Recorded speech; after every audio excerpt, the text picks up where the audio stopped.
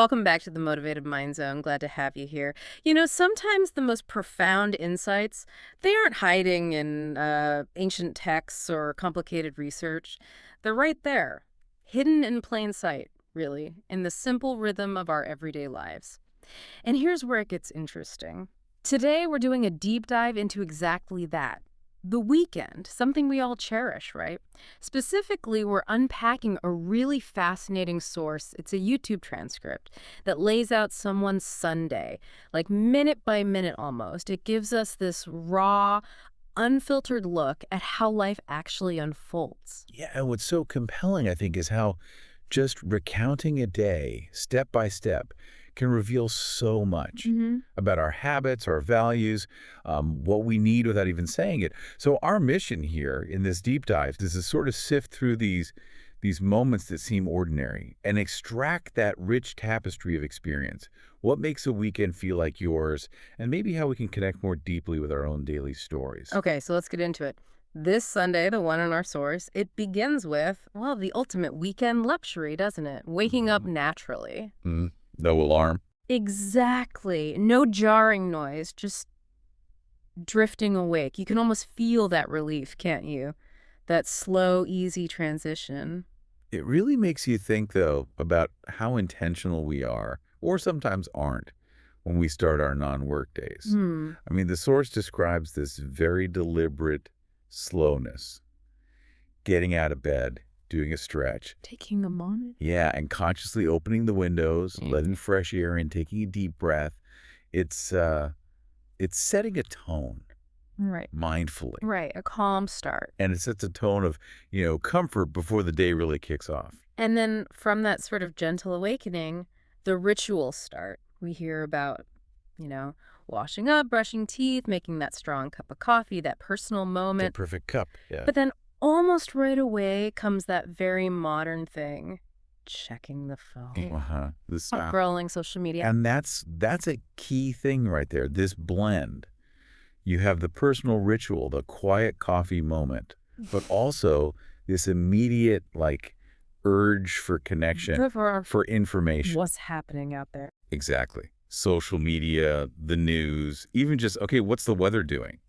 It perfectly mirrors how so many of us start the day, that mix. And before really getting going, the person in our source also reads a few pages of a book. Just a few pages. Yeah, like a small, deliberate act, a bit of mental quiet time before breakfast, maybe while the news is on in the background. So if you step back and look at that whole morning piece, it kind of illustrates a pattern, doesn't it?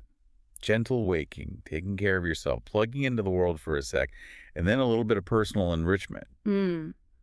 It feels like a blueprint for a mindful start to a relaxed day, not rushed, Right. So once those rituals are done, they change into comfy weekend clothes. You feel that, no work today, feeling settle in. But then reality calls, Right. groceries. The chores. Yep. Driving to the supermarket, the source details it all, picking fresh fruit and veg, choosing meat, seafood, grabbing snacks and drinks. It's very practical. And that brings up an important point about weekends, doesn't it? Balancing the fun with the necessary stuff. The source doesn't skip the annoying bits either. Like the checkout line. Exactly. Waiting in a long line, hauling heavy bags back, it keeps it real. It grounds the whole experience.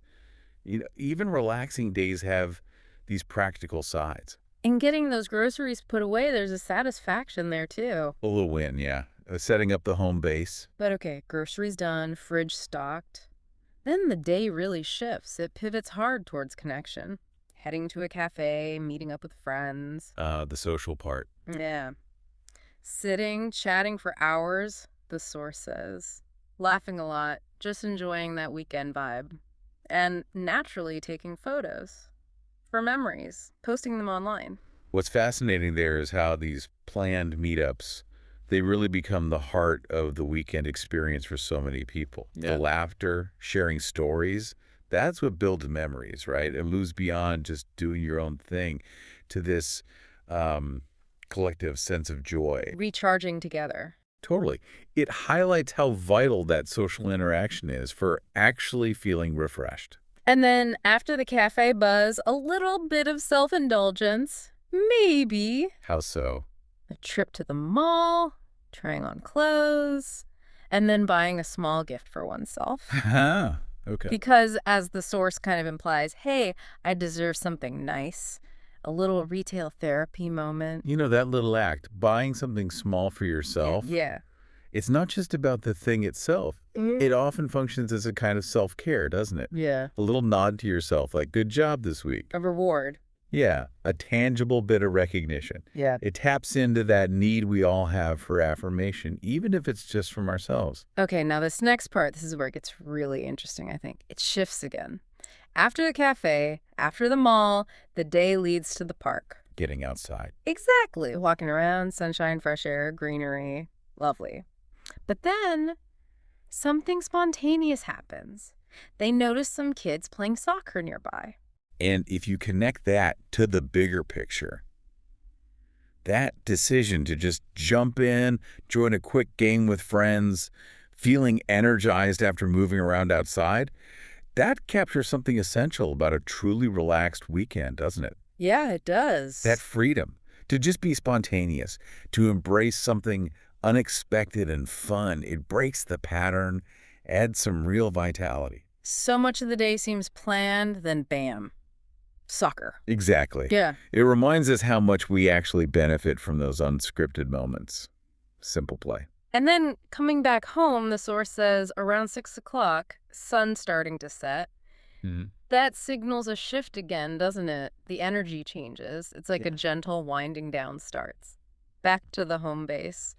And the evening, well, it seems focused on family, cooking dinner together as mentioned, the kitchen getting lively, conversation flowing while food's being prepped. That's shared activity. Yeah, and then actually eating together, sitting at the table, sharing stories about the day. It sounds like a really nice connecting ritual.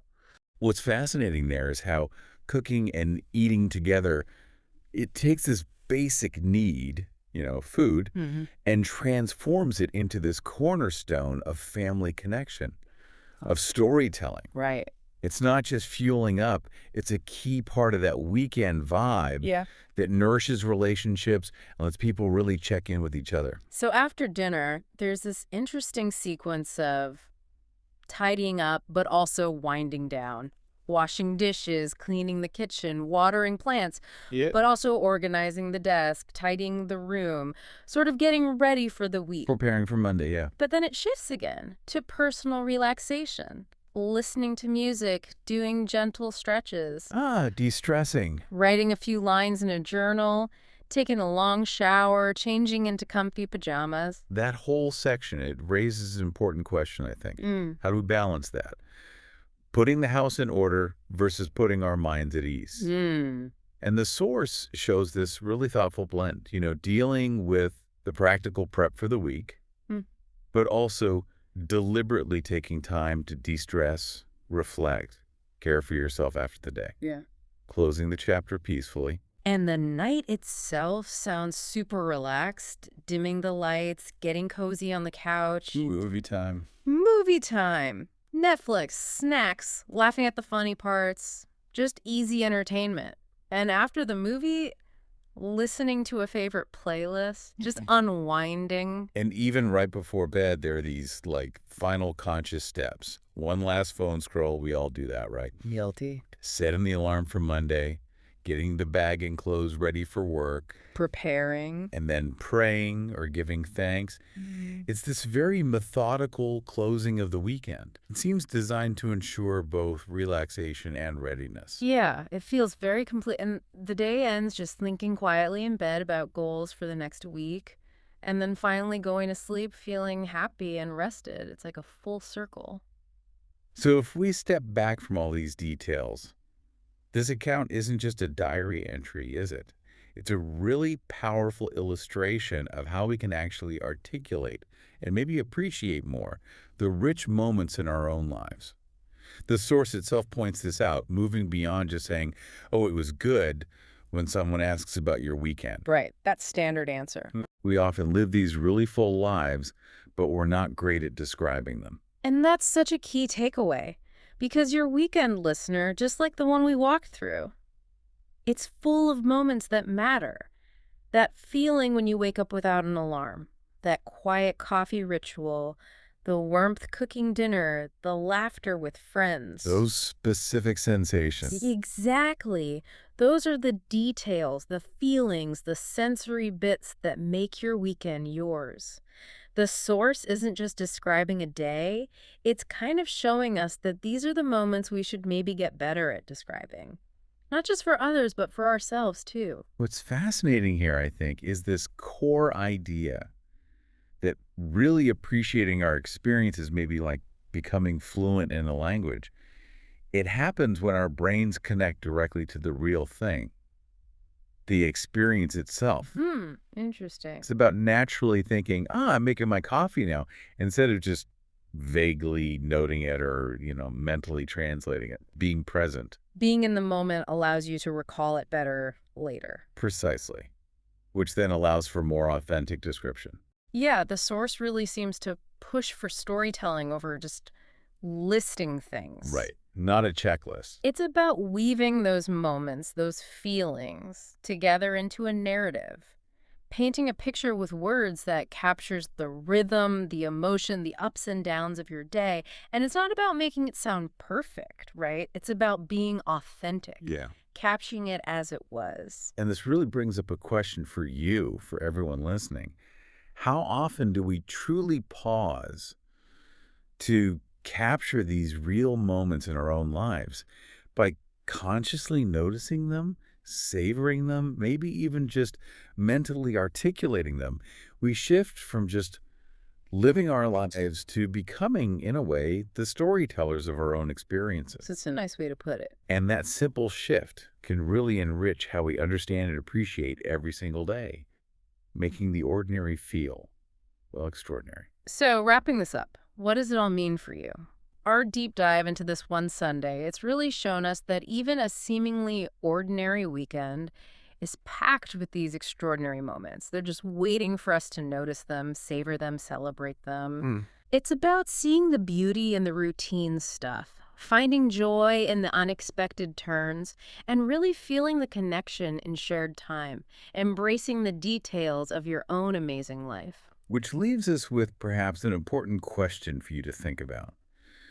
When someone asks, how was your weekend? Or even when you just think back on it yourself, are you just listing activities? Did this, then did that?